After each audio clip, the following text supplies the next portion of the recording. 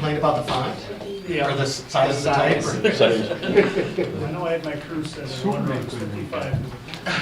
It's like, I don't know what's going on. Just have your little name. Yeah, come on, you got it. Okay.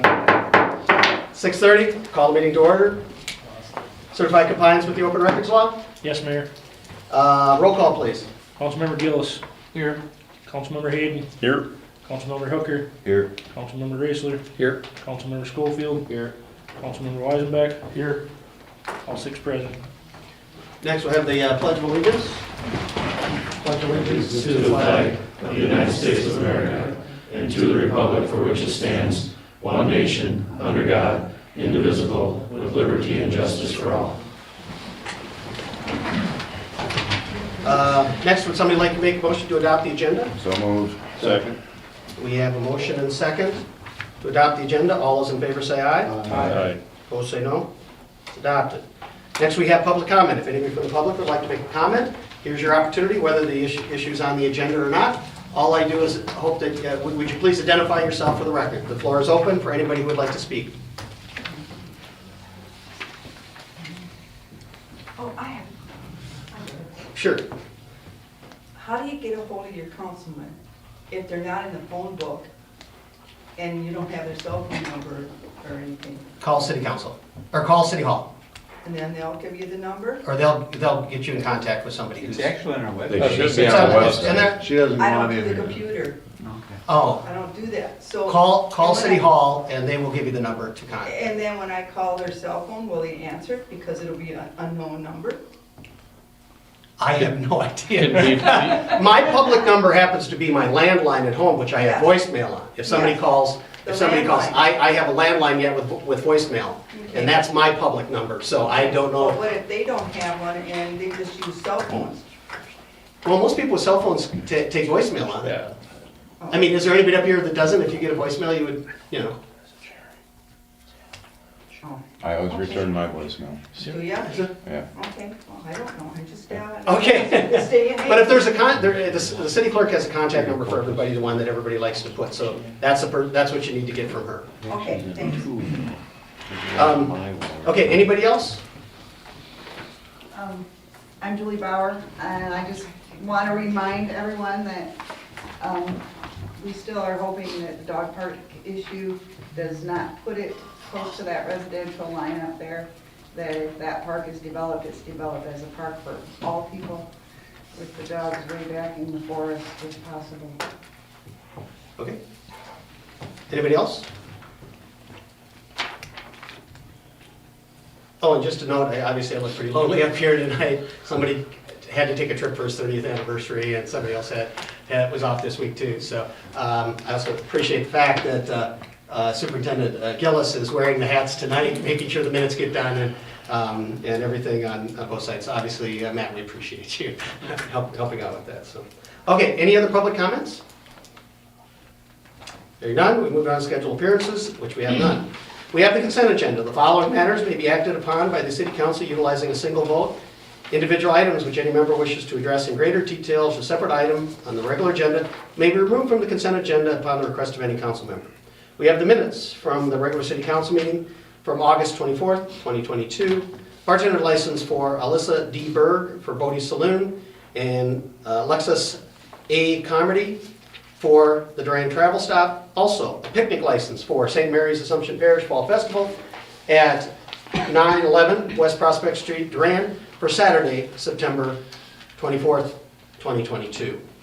Everything's fine. Everything's fine, okay? In case, would somebody like to make a motion to approve the consent agenda? Before you do, Okay. Stan, do people get provisional license, operator's license? Yes, when they come into City Hall, when they fill out their application, they get a provisional license until council approves them. I'll make a motion, we approve the consent agenda as presented. Second. We have a motion and second to approve the consent agenda as presented. All those in favor say aye. Aye. Opposed say no. Okay, on to the mayor's report. I don't have very much tonight. The first thing is I'll pass around, we did get a thank you from the Gruber family for the flowers that were sent when the city administrator's father-in-law passed away. so on and so forth, so we'll pass that along. Also, after the meeting tonight, if somebody wants to come up, one more week for anybody on the clothing issue before we send in the order. So we got a week out. Next Wednesday, Thursday, they're going to go ahead and do that. So if anybody else wants to pick out a couple items and so on, come up and grab the book and we'll get that taken care of. Otherwise, that's all I've got. I have nothing else to report on.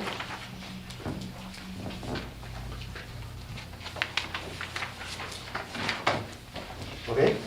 Nothing came off the consent agenda. Administrator's report, the only thing that was included, but it was included in your packet with him being absent tonight, obviously he put the information together concerning the next item on the agenda for the lot situation. That's all that was included. But, and I don't know, Matt, did the city administrator have anything else to pass along specifically? No.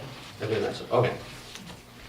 Okay, next we move on. Discussion of possible action regarding the request submitted by Herb Schneider to split one parcel into 2 lots on his property at 1114 Laneville Avenue, parcel 216-00631, per the enclosed certified survey map.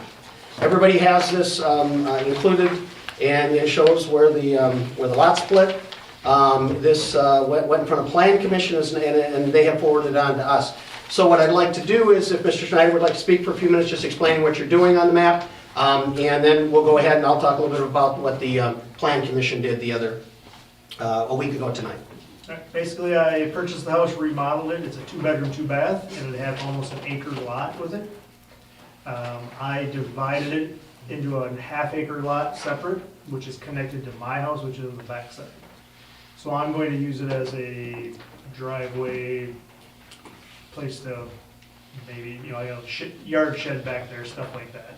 It is a buildable lot someday. When we did the street, obviously it wasn't done yet, so we couldn't put sewer and water to the lot, which I do not want. So future, maybe somebody would, but I'm not looking for that. So, but the house is sold, and it'll be, the owner will take over probably on the 23rd, I think it is. So I just wanted to take a little lot away, so I had something, and the person that bought the house does not want that big of a yard, so. Okay. Any questions for the applicant? If not, this went in front of Plan Commission. There are actually a number of very good questions concerning a lot of those he's already answered. It is a buildable lot to be used by if it was sold off separately in the future. The concern about having just 30 feet of frontage on Laneville was something else that was, but obviously it meets our code, there's no issue and so on. Originally, it was going to be a little bit narrower, correct? But we had to work it out to make sure the 30 feet was enough. Yeah, Scott let me know it had to be 30 feet, and we basically he moved it over a foot and called it a day, so. In doing that, so, and to do that. So anyway, any questions on this?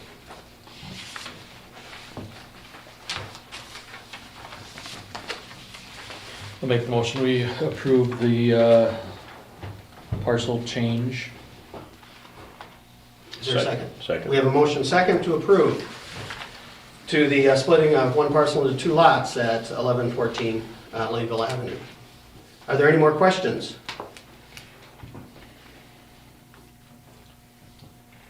Hearing none. All those in favor say aye. Aye. Opposed say no. Motion's agreed to. We're going, and I don't know if now you're going to go file it and, Well, I'm not for sure, I'm assuming that the person that did the lines has to file that. file it, yeah, so it's now since you have, it's in our I'll let record that we him know. approved it, so, Yeah. yeah. Okay, sounds good. Thanks, sir. Next, we move on to Public Safety, Police Department. August report, Chief? Yeah, you have the monthly report in front of you. Had a busy few weeks here. We had a crash in town that was an OWI-related crash. One of the drivers was arrested for OWI. And then this past weekend, we assisted the county in a vehicle pursuit here in town. So everything ended well there. The officers stayed safe and protected our community like they're supposed to. And so I thank them for their service on those 2 things.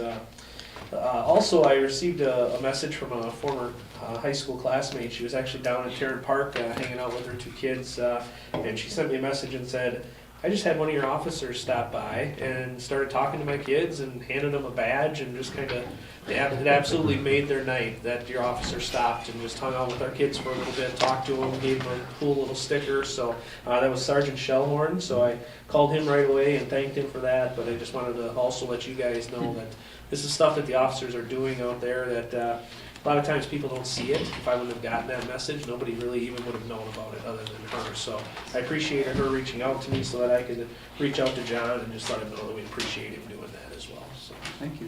I wanted to share that with you guys. That's all I have. Any questions for the chief? Oh, by the way, in that pursuit this weekend, now we do know that there was a county squad that was damaged, was our, I We're thought, still reviewing the tape. There looks at one point it looks like we may have been hit by his bumper, and there's a little broken plastic piece in the front end, but we're gonna look at it a little further. We gotta talk to the officers and make sure there was nothing there before. When we do our spot checks, nobody has noticed it before, but it's just one little plastic piece in the front that we gotta look at, so. There were a couple of times where it was pretty close, but thankfully nothing major on our squad, so. okay. Again, any other questions for the chief? Hearing none, we'll move on to the fire department. Chief King? You guys got the report. We did 12 calls for month of August. We did take delivery. I don't know if I talked about this before. There was a $5,000 donation made by Marty Middleton at Middleton the Farms, like about close to a year ago probably. And it just, the supply chain took that long to get everything ordered and in. So we did get all that in. We'll be doing some training on that and getting more diversified into rope rescue stuff, especially into like grain bins and that type of stuff. Engine 12, I told you guys that last time I was here at the meeting that it was going in for repair. We did get it repaired, it's back, and then 2 days later it broke again and we had to go back again. But it's back again for the second time and back in service, so we think everything's fine. I've not seen a bill, so I can't tell you about how much that's going to be. And then we had another unfortunate thing happen. Our air compressor that fills the air in our bottles that we breathe during fires, them tanks that we wear have to be tested every 3 years. The company was there testing them. When you test them, you got to take all the air out, so then we got to fill them back up. While we were filling everything, our compressor blew up and started injecting oil into our air bottles and contaminated a lot of stuff. So then we had to get the other company back down there. They were there within 24 hours, got everything cleaned up. We got the compressor to Superior, Wisconsin to get fixed. I called Scott, let him know. He just said to get things fixed the most feasible way we could to get back in service. And so we're gonna have and I have not seen a bill on that yet either. It is repaired, it is fixed. They do have to do an air quality sample and it has to get sent into a lab because that's what that we breathe. We're still waiting for that sample to get returned from the laboratory. But we're hoping to pick it up next week. I've got next week. Talked to the guy today, then they're just waiting for the sample. So everything's repaired, everything's back. But you actually can't start using it until But it passes the we're test. in service. The stuff we have is working. We just can't refill. Okay. So as we would have a fire here, we can still do all of our own duties. It's just at night when we go to refill everything, we have to go to another fire department. Somebody else. And that's how we got refilled back up, is we've been going to Plum City. They've been gracious enough to let us use their compressor over there to get filled up. So, Well, thank you, Plum City, we appreciate it. so it's been an exciting last 3 weeks at the fire department, everything just breaking at once. Does the company come and exchange tanks, take them back and clean them? Or? So we hire, for the cleaning? Yeah, for the cleaning. They actually came back to us, and they did it that night. They were there they didn't show up till like 8 or 9 o'clock, because they came straight from another job to our fire department, and they were there till, I think I was down there till 2 or 3 in the morning. And they got everything cleaned up. We knew which order everything got tested in, so then when we started refilling stuff, it was kind of unknown when it started injecting oil. So then we started sampling bottles. They started tearing bottles down, going backwards to find out where there was no contamination. And then from there forward, then we had to get everything professionally cleaned, get all the oil back out of the bottles. It was not a fun 2 days. so. But we are in service, we didn't have a gap in time, we had plenty of stuff here. It's just that we can't refill at the current time. Okay, anything else? Other than that, the last thing on the bottom there, upcoming events, we got the trunk or treat, which I think Stan talked about last month. We do have the fire prevention scheduled, tentatively scheduled for them dates for the schools. 4K and kindergarten through 3rd. We do partner with River Falls Fire Department on a smokehouse. I don't know I'm sure that if you have kids, you've seen them, we did it before. The old smokehouse got condemned by the insurance company. They got a new one, and it's taken 2 years by the time they raised enough funds and get it ordered, get it here and back in service. So this year we're back up and running with the smokehouse, and it's scheduled to be up at the schools November 3rd and 4th. So we're excited about it. I'm sure the students and teachers will be as well. So that's all I got. Okay, any questions for the fire department? Okay, next one on to ambulance. August report, I see the director's not here. And anything else? Matt, did they pass anything along to you? Nope. Okay.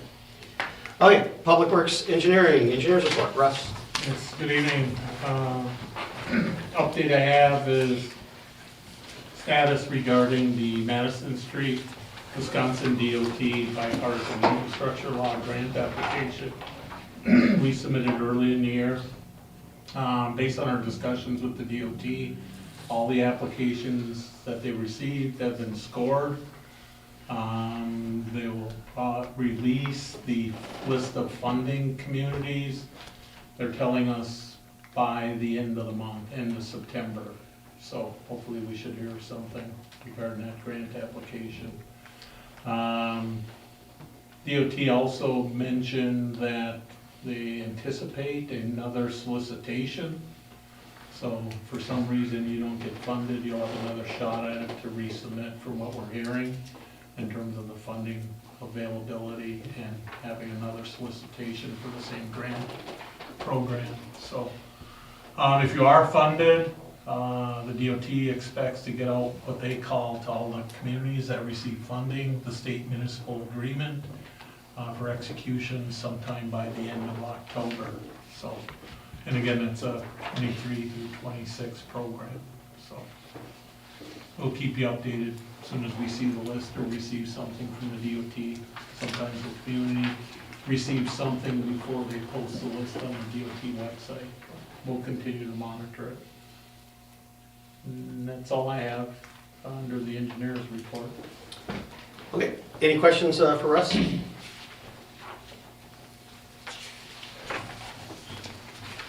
Hearing none, we move on. Discussion possible action regarding pay request number 8, final from A1 Excavating Incorporated in the amount of $36,462.90. Russ? Yes, as the mayor says, this is pay request number 8 final, close out the 3rd Avenue East project, contractor A1 Excavating on the amount that's listed on the agenda. If you look through the pay request, the front page, you have the contract sum to date and the completed and stored to date. The additional, as compared to the contract sum and what was completed as part of the project, is $23,692.75. Majority of that amount is for the additional interlocking block retaining wall that was added in on the Prospect 3rd Avenue East area. That was added on both sides of the street to make it fit better with the existing property and also to avoid a steep mobile slope on one side. So that $17,472 was just some additional quantity at the contract bid price. And then if you look on the last page, there are a number of change order items that the contractor submitted. A majority of them were denied by Cedar Corp in the city. The ones that were approved regarding extra additional items for the project comes out to be just a little over $7,000. So with those 2 items, that's where the additional's at. Again, this is what we call a unit price contract, so it's all field measured quantities at the end of the project, come up with the final quantities for the project. So if you look through it, there's some quantities that are over the bid amount and some are under. So basically those two items, after some of the final quantities came in, some were under and some were a savings under. That's the reason for the additional. Any questions? Plus, we had EBS on the corner too. Yes. Yep. So Russ, and Some of it was some driveways, there was some additional driveway, some additional sidewalk work that was included as part of the project during construction. Russ, repairing the 8-inch water main, $4,800 denied. They had to fix something and we said they didn't, or just as an example? Yeah, it was something they hit and broke. They hit and broke. Yes. And our contract documents cover things like that, because of, their error or why they, excavated. In the contract, typically you have to be careful around existing utilities and so forth, do hand digging and so forth. So when they were excavating, they broke a water line, tried to get a change order request, and we denied it. Good question. There were a number of them. I think the change orders they originally asked for, that includes the ones on the list that were denied, was like $60,000. And they're all typical incidental items that are covered by the contract document, so. We knocked the 60 down to 7. So it's just this amount remaining on the last thing, being this was a project that included grants. I mean, we've received most of our grant money already, correct? Yes. So we're down to, but there's probably a few cents left. Yep, minor amount. What this does now, if you approve this tonight, is that we do have a completed and executed final payment request. So our granted people in our department that are administering the grants can put all the final paperwork together to Department of Administration for the CDBG grant, and then that'll start the audit process. And they go through all our files on everything since it's a federal grant, so. And this also First step in starting. This also starts the warranty clock, correct? Yes, and then starts the warranty. 1 year on this warranty deal. on the project. Right, 1 year. Perfect. Okay, any questions?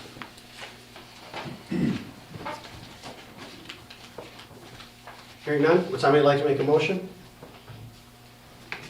I'll make the motion to approve the pay request as reviewed by Cedar. Second. We have a motion and second to approve the final pay request for the Lakeville project, Third Ave project, excuse me. Any more discussion? Hearing none, roll call please. Councilmember Gillis, Yes. Councilmember Weisenbeck, Yes. Councilmember Hayden, Yes. Councilmember Hooker, Yes. Councilmember Raisler, Yes. Councilmember Schofield, Yes. 6 yes, 0 nays. Okay, motion's agreed to, final pay request approved. Next we move on, August report, Superintendent Gillis. Pretty much all my actions are below. We're routine maintenance right now, doing quarterly rounds at the sewer plant. Everything for us is pretty much routine other than what we have below, unless you have any questions for me. Any questions? For Public Works Utilities? Very good. Okay, and next we have discussion possible action regarding the proposed dog park at O.R. Hanson Park. As we said, the last time that this was something that we discussed about a month or so ago, that in the meantime, we were going to have city staff check on a few things to bring more information. It was brought forward the idea of adjusting the location within the 5 acres that we do own, so on and so forth. So I'm going to turn it over to Superintendent DeGillis to sort of talk about what we've learned since the last meeting. Yeah, so what we come up with is I met with a couple people up there to discuss the feasibility of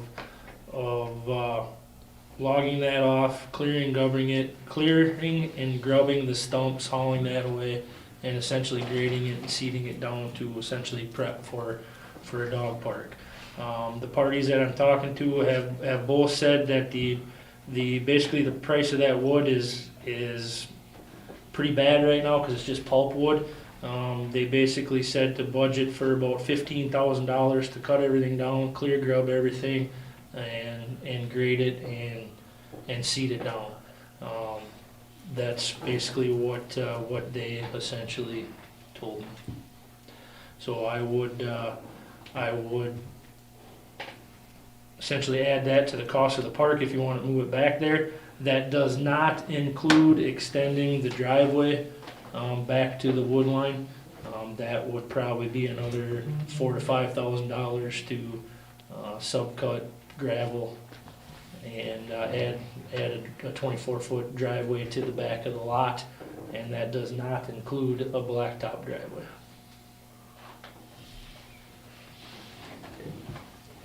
Any questions specifically on that? Okay.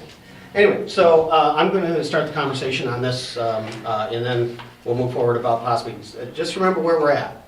The city council, the former council had gone on record to say that we would allow them, the dog park group, to use this site as the site that it would be at. Again, not a final decision, but again, that's on record, so that's where we're at.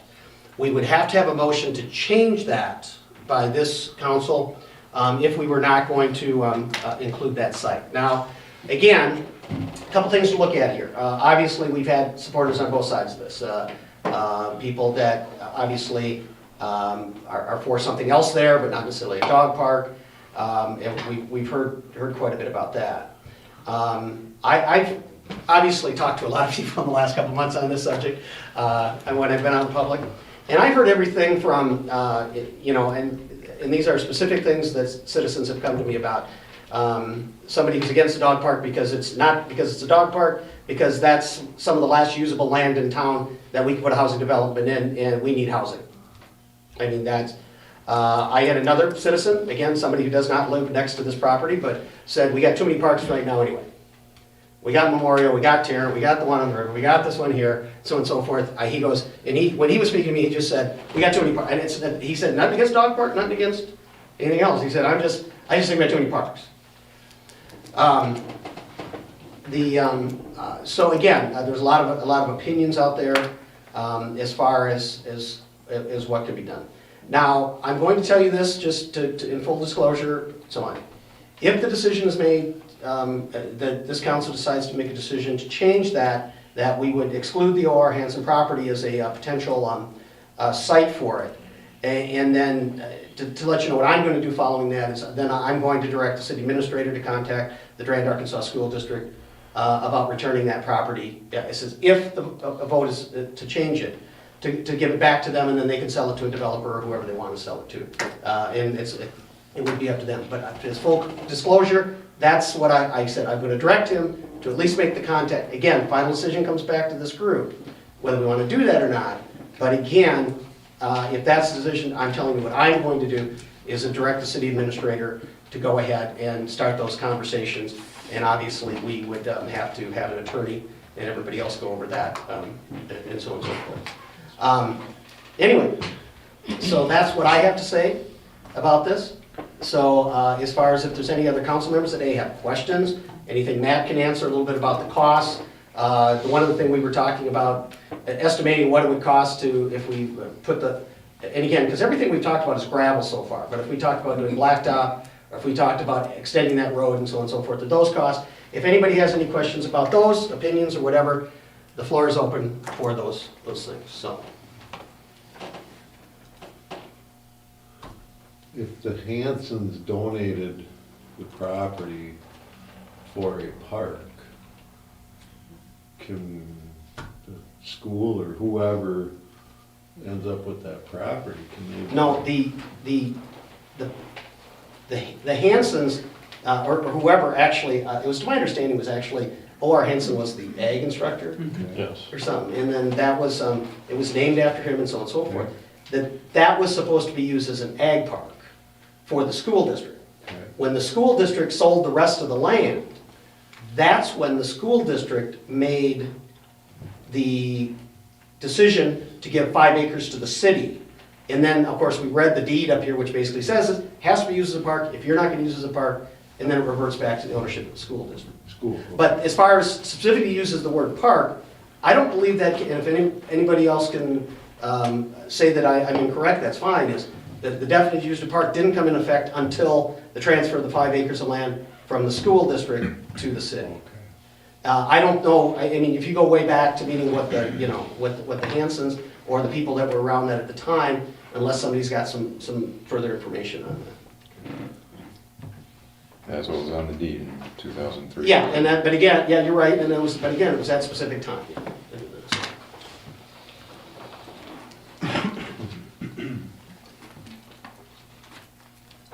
Okay, questions, comments?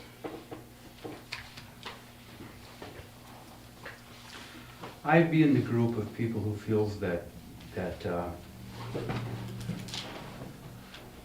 housing is more important than the dog park.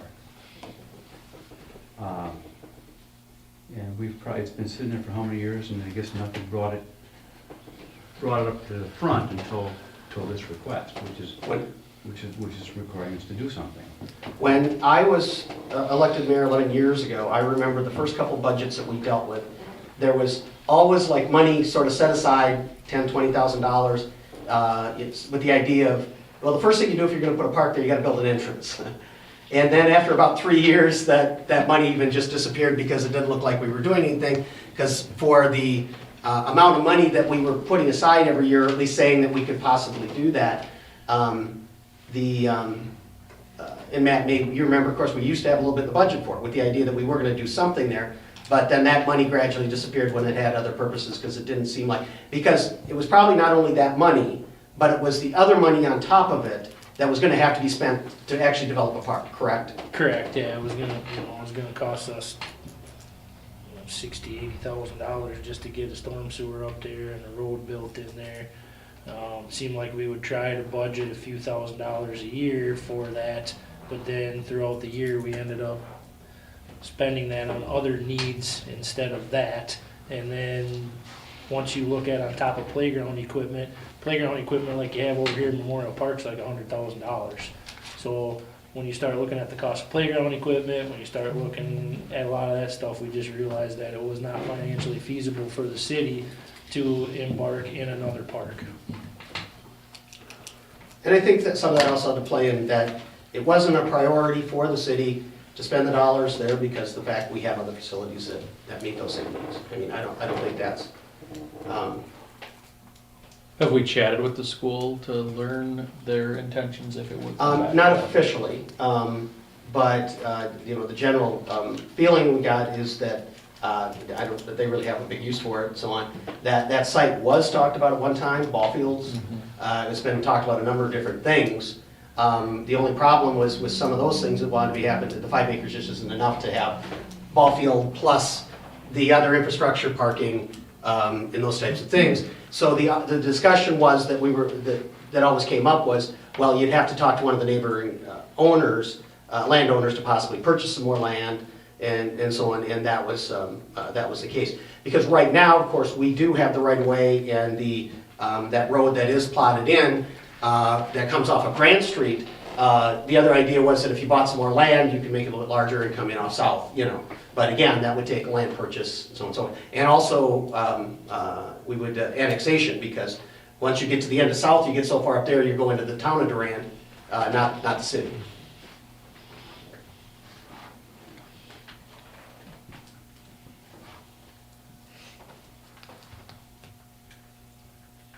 You know, and the one thing that we did, and the conversations also about saying, and again, I said I've got a lot of opinions from people about how many other locations that this could be in, and about continuing to investigate, is there another location that would work? And again, we've heard the pros and cons, size-wise, being able to do that, about distance, and what it would take to do those things, you know, and you know, beyond the fact of dealing with this particular location.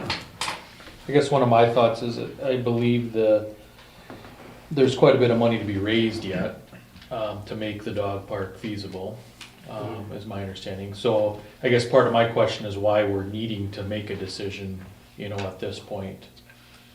Well, I think that the reason behind it that I said we need to get this back agenda, because I think we need to be fair to the group that is trying to raise the money, that if somebody wants to take this location off the map and, or, out of the potential project, just so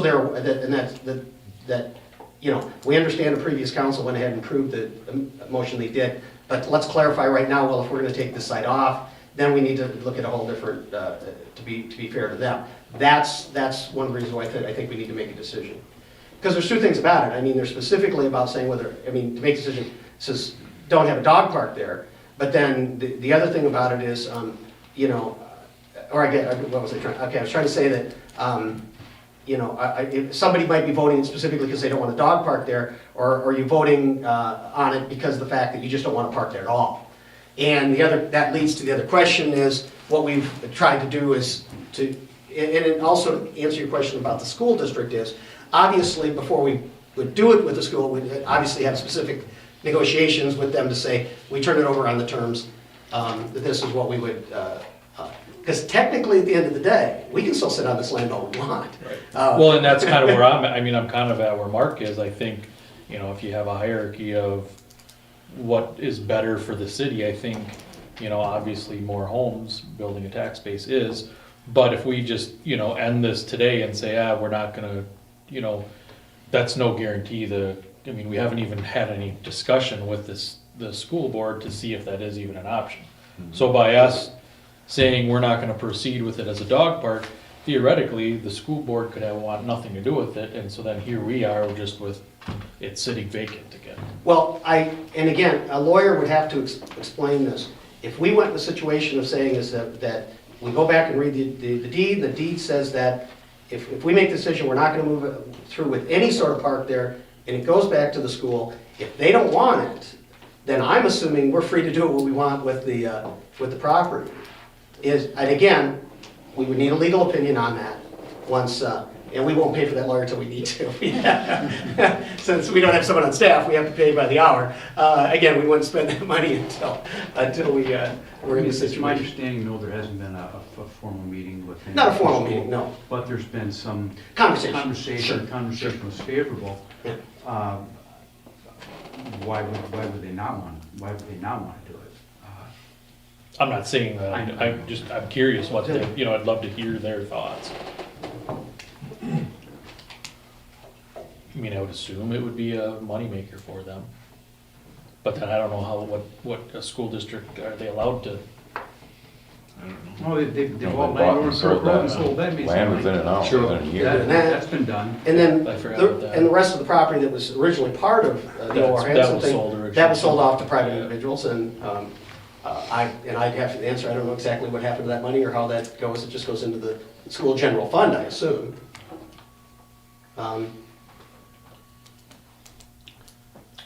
Don't know that it does any good to, I don't want to use the term string them out. In fundraising, would it be helpful to say they've got a spot? And if we're gonna, better say now than later, that spot's available.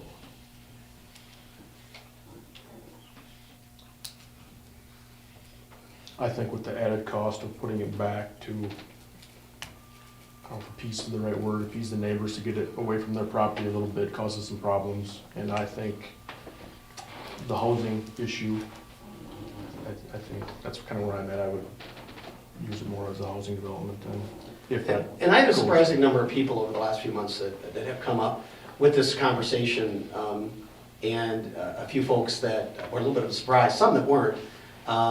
It's mainly people who are trying to hire people. And again, but we can't have any illusions that all of a sudden, if we give it back to the school and they decide to sell it to a developer, it's gonna take several years to develop. It's like anything, we know that by the time you make the transaction, and then at some point, you gotta have somebody who's gonna come and invest, put in the infrastructure, and so on and so forth, and to be able to do that. Our feeling was just by looking at the property, it's probably someplace that you could probably put about 5 houses. I was over at the dump today and just looking at what's developed across from the cheese factory. I think there's 6 homes now. That's taken some time. So Yeah, you're right, it you're right. doesn't happen overnight, It's- that's one thing, this is a long-term, but the idea is to try to make it available for housing. I mean, that would be obviously the goal in the situation if we did use it as a park. What is the consensus of the neighbors up there about having houses there? You Well- were pretty clear, Patrick, Mr. Mayor, about that. You Well- you posed that question. Well, I posed a question, and it seemed like the people that showed up at the public meeting that we had, Just being me, that surprised me. Personally, I'd rather live next to the dog park than have houses right in my backyard. but again, it But seemed to that's be me. that no one had a problem with developing it for housing, and that's, Okay. again, I spoke with 3 of them in the last couple of weeks, and, that were for housing over the dog park. The ones that talked to me about it. Yeah, I think most people are for more development. The city doesn't have much room to expand. Obviously, this is basically the last location, and nobody's gonna be selling property to the city in the future to expand. So, development is always better, obviously. and the thing about it is, because of course if a developer comes in, they're gonna have to develop a certified survey map with everything in there, and then obviously, however, we're going, that they are responsible to put in the utilities, and that'll gradually be divided amongst the people that buy the houses. I mean, that's how they end up paying for it. As far as what the city's responsible for, It's all negotiable in a developer's agreement, Developers, again, yeah. we can, the developer can negotiate with you folks, and you folks can decide essentially what you wanna pay for and what you don't wanna pay for, so those are all negotiable things through developer agreements. not to put Russ on the spot, you guys obviously deal with a number of these type thing. How do they just, Yeah, most of it's always done by the developer, but communities that are looking for housing, sometimes they'll do special assessment payment over time or something, some financial assistance if they're in an area that there's not a lot of demand and it's gonna take longer. Those are usually the two, and your code typically allows you to get involved with a private development, but most of them are 100% paid by the developer. And our municipal code does talk about all of Yeah. that stuff. how that works when somebody wants to develop property? Without scanning it over, I don't wanna speak. Yeah, yeah, I was just sort of trying to get the gist of it all, type of thing. We had one a few years ago, that's before the housing market was so hot in Spring Valley and around the golf course. Have you ever been to the golf course? Never, oh, yeah. The village got involved with that because they wanted to find a developer and builder to build some homes and so forth, so they got involved with helping with deferred special assessments as the lots were sold, with some of the infrastructure to do it, and it helped fill up the subdivision, so they got And it's a tax very base. nice It subdivision, if you took- go through there, correct? Yeah. I mean, a lot of nice houses. There are some benefits, when the housing market is down or that's not that much demand and developers can't make the numbers work until they get some cash flow moving. Okay. Questions, comments, concerns? Who hasn't spoke up, wants to say a couple words? Don? Well, I was kind of on the fence when we talked about it the last time, whether we should even talk to the loggers and stuff, and coming back with the added cost, I'm not sure that I'd be in favor of putting it up there at this time.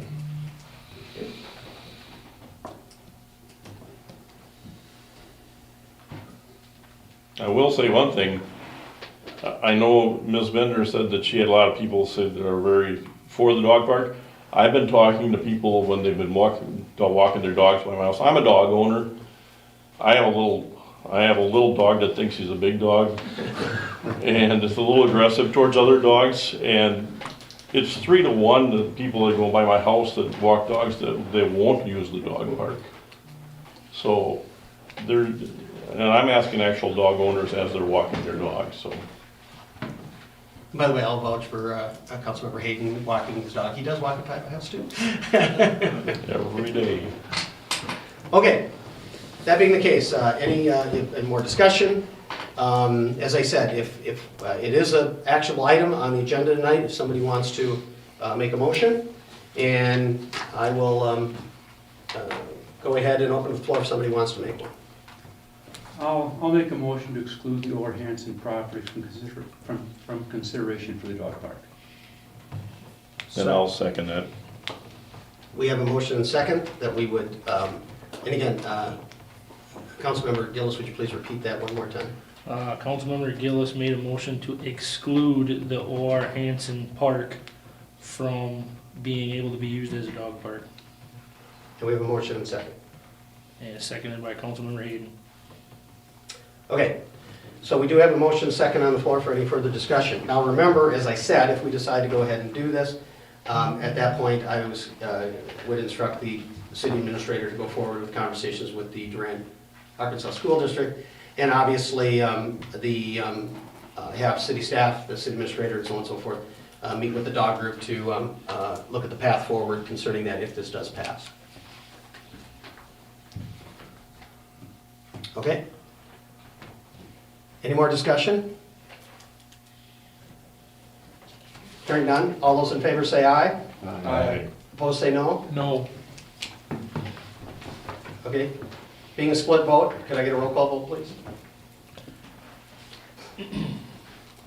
Councilmember Gillis. Who said no? I did. Yes. Councilmember Hayden. Yes. Councilmember Hooker. Yes. Councilmember Raisler. No. Councilmember Schofield. Yes. Councilmember Weisenbeck. Yes. 5 yes, 1 no. And I just want to clarify my no is because I wanted to have a conversation with the school to kind of see Sure. their, Sure. that's all I'm saying. No. And you have the right, yeah, say that. Okay. Okay, motion's agreed to. Okay, next we move discussion possible action about awarding bids for the Durand Community Pool and Replacement Project. Okay, how this discussion is going to go forward tonight. What I'm going to do is, obviously Superintendent Gillis has had a lot of conversations over the last few weeks with pool builders, with companies. I'm going to have him give an update on that side of it. And then I will talk a little bit on the other side, which is our path forward and the recommendation of where to go.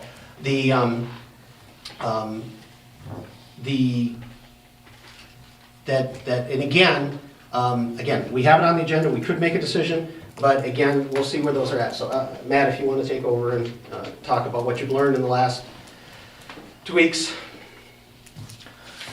Yeah, so basically, not a ton new, obviously, we know that this is 47% over budget because of cost inflation. That I've talked to everybody that bid on the project, I've talked to all the low bidders. They basically have all said cost inflation was the issue. Timing, the pool companies are booked out until August. Some of them even told me that if we rejected these bids, that they have 4 or 5 other projects that they're currently bidding, that if they got any of those, their August 2023 would be full, and then they wouldn't be taking anything out until 2024. So even if you did rebid this winter or spring, that they probably would not bid if you kept the same schedule of 2023 build. They would be out to spring of 2024 before they would even be able to do any work for us. And then one final note, they all expressed to me that a rebid doesn't automatically mean the bids are going to go down. A couple of these companies told me that their vendors are telling them to expect an October 4th quarter price increase and to expect the first of the year price increase. So a rebid is not just rebidding the pool as we have it without cutting anything. He said don't expect the bids to necessarily go down. I talked to all of them in length about potential things that they thought were unnecessary to the pool, or like an overreach on our part. The aquatics package, they didn't think, they said, yeah, you kind of have a high-end pool filter and a high-end furnace. Could you go down to a middle of the road, but you're only gonna maybe save $50,000, $60,000, $70,000. So without essentially just eliminating things like shade structures, eliminating the, all of the extra climbing walls, top slides, things like that, you're not really gonna save a ton of money. Talking with our engineers, we think if you went to a rebid, and you pulled those things out, you would still only maybe save between $200,000 and $300,000. So we're still $1 million at the end of the day over budget, as it sits right now today. Okay. Questions specifically on that side of it?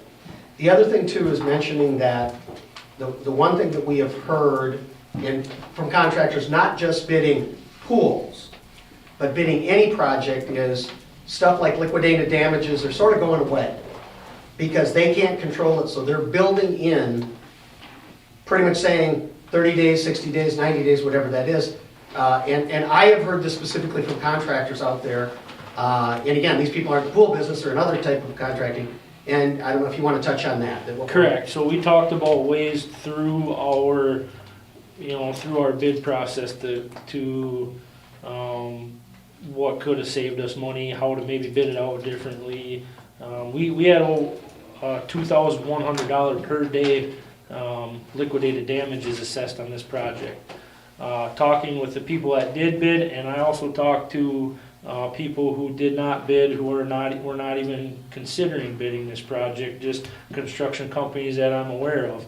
And all of them echoed the same thing to me, that that liquidated damages right now are either A, going away, or B, the contractors are automatically putting in 30 to 60 days of liquidated damages into the bid because they can't control the market right now. They don't know when the pumps are getting here. They don't know when the control panels are getting here. They don't know when nothing's coming. So getting the project done on a certain time is completely out of their control. So they're telling us that if there is liquidated damages, whatever that number is, they're throwing 60 days seems to be kind of the general consensus of the people I'm talking to. They're just automatically adding that onto the bid. So in this case, at $2,000 a day at 60 days, you got $120,000. So that's real money too. So there's things right there that could potentially save you a little bit of money on that side as well. How are we gonna be assured that the project will get completed? Well, that's a concern. I mean, I'm not by any means recommending to you that we don't do that. I mean, that would get be me my wrong. question to the Yeah, I mean, contractors and that are that- saying that, because they're saying that because, they don't want them, because if another project comes up and they're 75% completed with ours, they're gonna go to another one. Yeah, I'm not disagreeing with you. No, Yeah, I'm don't just think saying. that was me just saying we should throw that out there. Right. Could we critique that to not be $2,100? Well, yeah. Yeah, and I mean, that's what we're things saying, like that. to possibly change that a little bit too. Right. That there's still something in there, but the question is, I talked to somebody else who was in a complete different contracting, and they said they're automatically building some of that in there, because they're expecting they're not gonna have, they could have the supply. At the end of the day, if it works out for them, it does, but they're building them in. Sure. And if everybody's sort of doing it, that's what, And we're not sitting here, the one thing about this project, obviously it's a pretty public project, because it's a pool, it's private donors, so on and so forth, but tons of communities are dealing with a lot of the same situation here on bids, and we know some other communities, some street projects and so on, have been put put off for a year and so on and so forth because of some of these issues, and so on. So it isn't anything special here, it's just that this is probably a little more public because it's a pool, and to do that, so. Okay, so basically, originally going sort of into tonight's meeting was, Matt and Scott had conversations concerning this. I mean, with these particular bids in front of us, we presently do not have the money, and so on and so forth, so it's gonna be tough for the city council to come here and say, vote that we would approve. Remember, we got 60 days, and the end of the 60 days is still October 9th. So there is a little bit of time. We do have another city council meeting before then. To follow up on what I had said at the last city council meeting, that I have made some personal contacts with some potential donors. Those are ongoing conversations.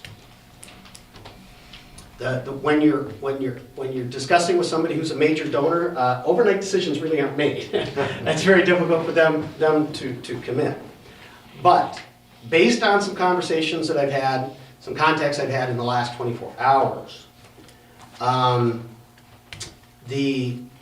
then when I talked to Matt this morning and about preparing for the meeting tonight, was that would like to have 2 more weeks with these bids before we make a decision. Because I will hopefully have an idea, and a couple things will happen in that 2-week period. The first thing is, and I had to have contact with the swim club, is that we would plan a meeting once Scott got back from vacation, and Scott and I would meet with the major donors and the swim club as far as updating where we're going. And then the other factor would be that hopefully I would get a response concerning the possibility of some other donation. But now, again, if we strike out on that, now the situation probably is going to change 2 weeks from now. We're still going to be sitting here with not enough money to build the pool. And at that point, again, I don't think we give up, but again, we got to reject these and then put together another plan, and so on. The one thing we may end up doing at the end of the day, and again, as we said, the bidding situation doesn't look to be great for us, is the question is, we do go forward and say that we give up the 2024 swim season and it's built in the summer of 2024. And is that an angle that may help? I'd have to discuss that. With the idea of saying, giving them more time to do that. Again, we have no guarantees, but the question is, and then obviously we're in a situation, we got donors to talk to and so on to make sure that but again, I don't know what other cards we play in that situation, and we need to look at what we can do. So you're looking at building in 2024?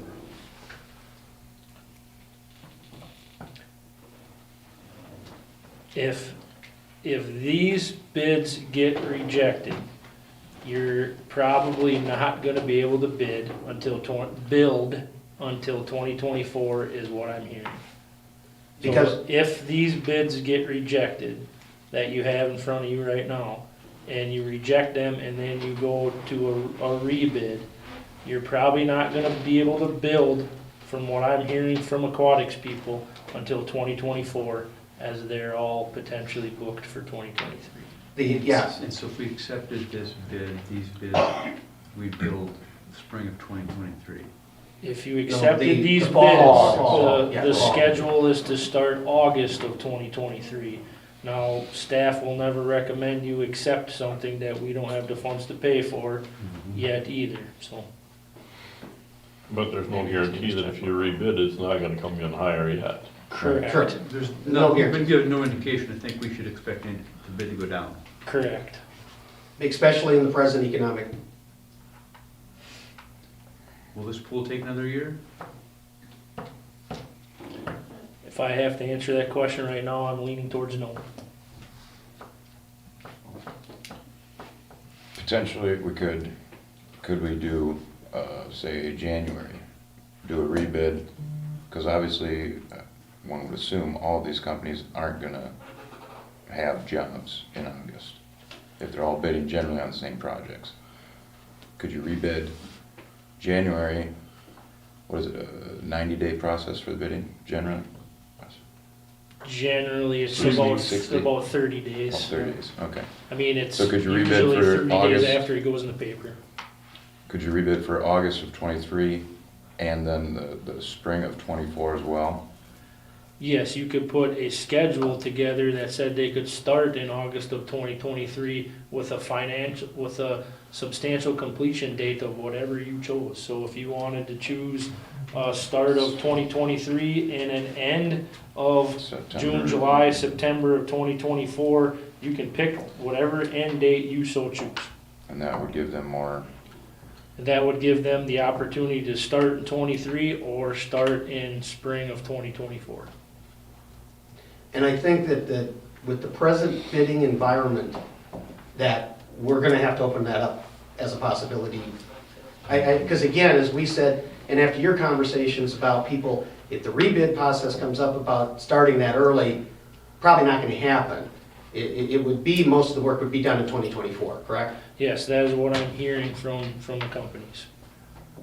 That they are anticipating as of right now, that if you rebid in January, February, March, whichever month you wanted to, that they, by then, they are anticipating a full 2023 schedule.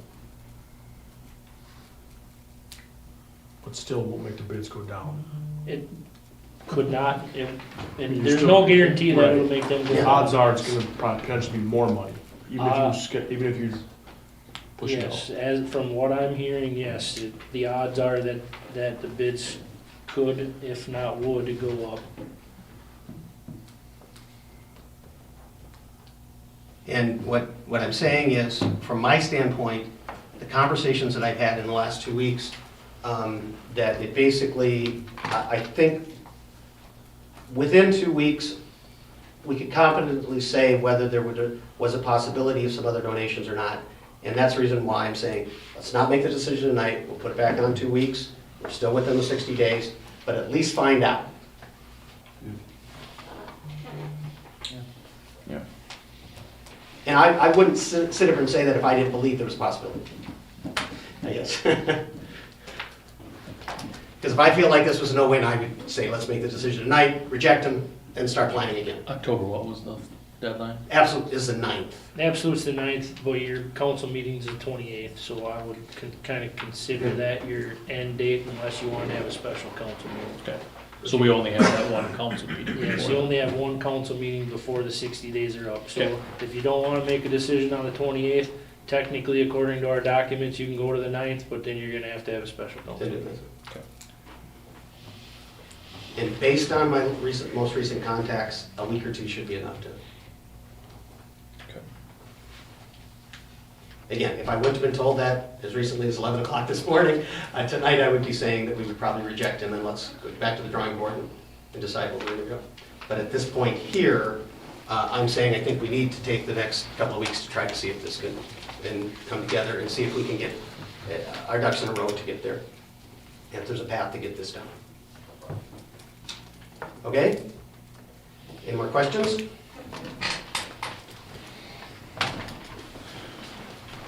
Okay. Hearing none, let's pay the vouchers.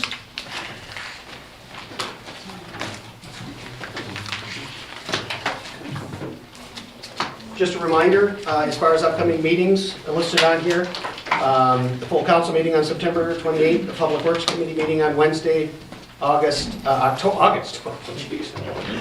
5th, and a Safety Committee meeting on Wednesday, October 12th, 2022.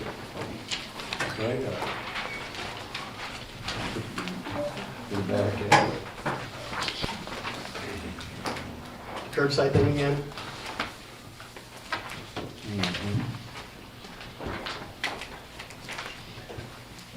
I gave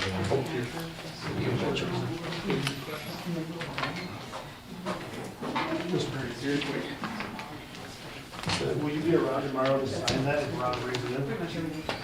Just so we can file it, the lot line Oh, okay. after work? Forget tomorrow. Yeah, let me, Okay. I know Kenny said that was kind of, yeah, I got a calendar, no, that's, I know Kenny said that was kind of contingent with 14. the loan. You needed to make Well, sure. yeah, that all has to get done before we make you. Right. Yeah, the bank's all over it right now. Ronnie says as soon as you have to sign it, and then he will file it. okay. So tomorrow after work, do you want to meet him and so you can sign it? That's right. As Sure. a mayor, you know. Sure, sure. What time is it It's gonna gonna be? be up to you. Phone Ron number. has, Oh, it's Ron Jasper, so you can do whatever if you you want. want to call him, you can talk to Ryan, just text him and give him a time. I told him probably after 4, so she works. Yes, it's a good day off, man. Could we just say 5 PM here at City Hall? Yep. I will write that in, yeah. Thanks, guys. Have a good one, See Herb. her. Have a good one, guys. They're the same company, different. Okay. He said no back. size, I guess.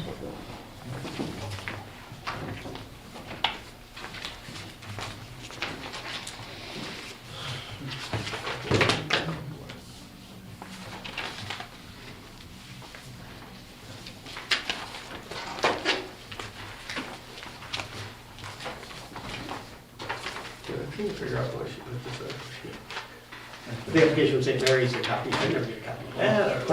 Or- I don't know, maybe she was just working in here or something.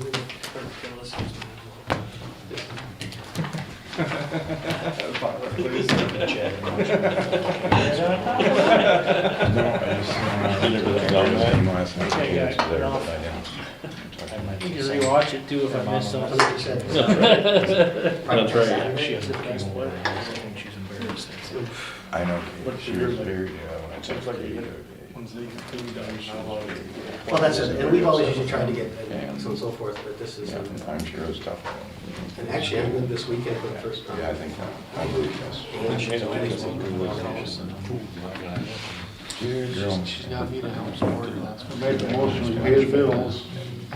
Blade, obviously, is. We have a motion, is there a second? Different than 4 years ago. We have a motion and a second to approve the vouchers, roll call, please. Can I get the motion in the second again, Mayor? Sorry. who Oh, motion? I made the motion. Steve? Councilman White. Roll call, please. Councilmember Schofield, Yes. Councilmember Weisenbeck, Yes. Councilmember Gillis, Yes. Councilmember Hayden, Yes. Councilmember Hooker, Yes. Councilmember Raisler, Yes. 6-0. Okay, any other future agenda items? As we said, we got the meeting schedule set. Otherwise, then a motion to adjourn. So moved. Second. We have a motion and second to adjourn. All those in favor say aye. Aye.